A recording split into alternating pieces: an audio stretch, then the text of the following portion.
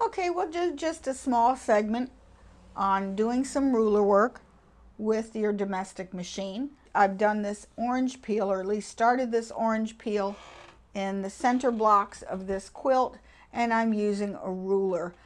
This is not going to be a full tutorial on how to do ruler work with quilting, but it's just a quick overview, and then I'll give you a quick demonstration on how I created this orange peel look. This is what rulers look like. There's basically two different types. This one is made by So Steady, and it's made for a domestic machine with either a high or a low shank foot, and this is their foot, and they make a ruler foot for virtually every make and model of machines. This is for this machine. This is my typical free motion foot. It's a hopping foot because it has this bar, and this goes up and down. The foot goes up and down. This is not what you're going to use. This is not going to work. So you need what's called a ruler foot. This one is made by Westerly for So Steady. It's about a 1/4 of an inch high. They make them for virtually every make and model of machine you can think of. And this one is actually my favorite one because this is a roller. It's got a ball bearing roller right here.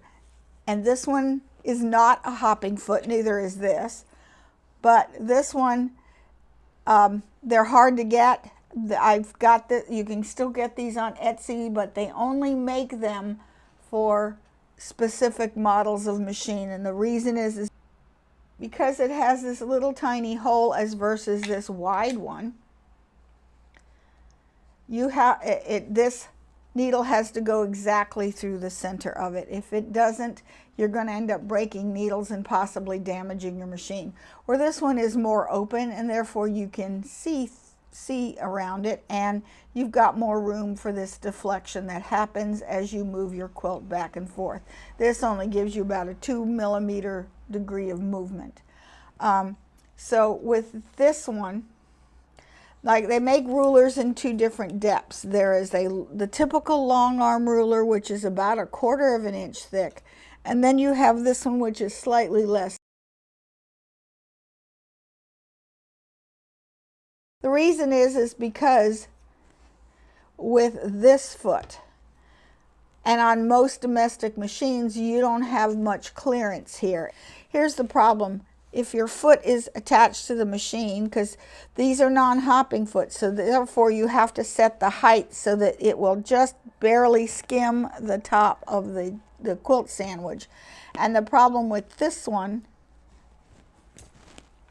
is that you have to, it's best to use the Westerly rulers, which are slightly thinner, because see, as this is against the foot of the machine, this is right up against the back, and it's very difficult to move your quilt, where this clears easily. This thinner ruler clears much more easily. Where now, see, this one I can get behind here and I have no problems moving it. The other thing is the roller ball actually helps make this glide a lot easier against the edge of the ruler. These work just as well too. This one is made for this machine, but they also make these in low shank Ford machines. Why I like this one, because I can use my long arm rulers, and I have lots of them. There's all kinds of rulers available, more than you will ever use in one lifetime. And like I said, I like to use these to push my quilt along, but I can also take double-sided tape and put it on the bottom of my rulers. So now this essentially moves the quilt very easily, and I don't need gloves. Okay, I'm just going to quilt these 2 blocks right here. Basically, you can quilt the whole quilt going up and down the rows without breaking thread, which is nice. So I'm going to take a ruler, and I'm just going to mark the center of each quilt. And I'm just using white chalk. So I marked my center. I'll do the same thing on this block.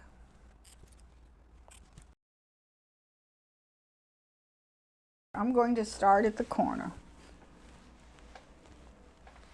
Now I can't really see in there, that's the problem with this, so I'll raise the presser foot and place that needle right in position. Bring up my thread. Put this right back.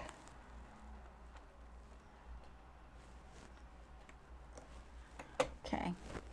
Do a couple of stitches.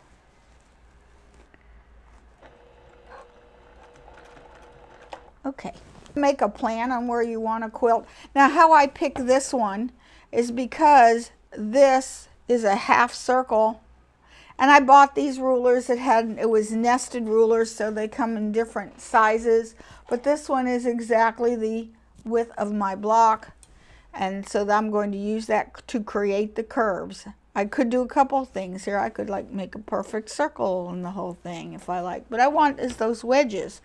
So I like to use this line, place that 1/4 of an inch away, and this little gauge has got 1/4 inch, so I put that right in the center.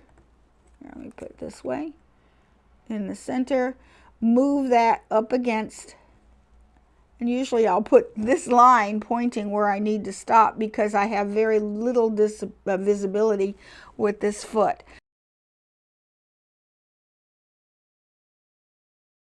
You can use your gloves. I don't need to. I'm going to hold on to this thread just under my thumb, and I'm just going to use this and push along.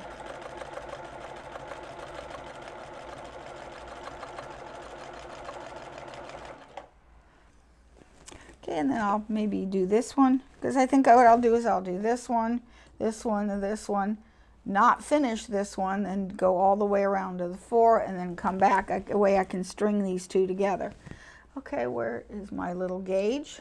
The first one is I want to put this right up against the edge because your clearance is 1/4 of an inch. It's a 1/2 inch diameter foot, but 1/4 from needle to the edge.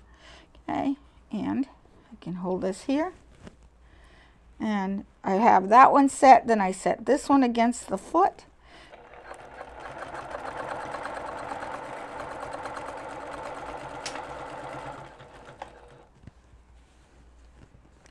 Same thing here. Now I'll put 1/4 of an inch from here, and I've done it enough to where I can pretty much eyeball it.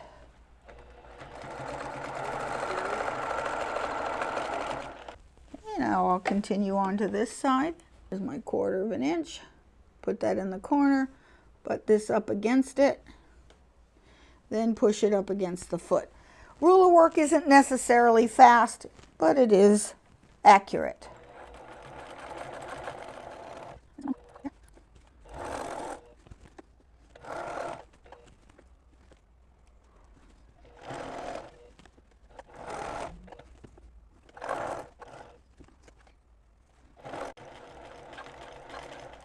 Okay, what was that on?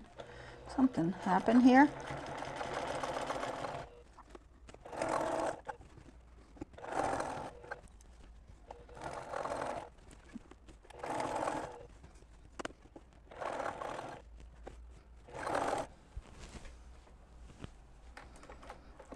Okay, now it's finished, and I will pull that needle to the highest position, pull on my thread, go back into the same spot.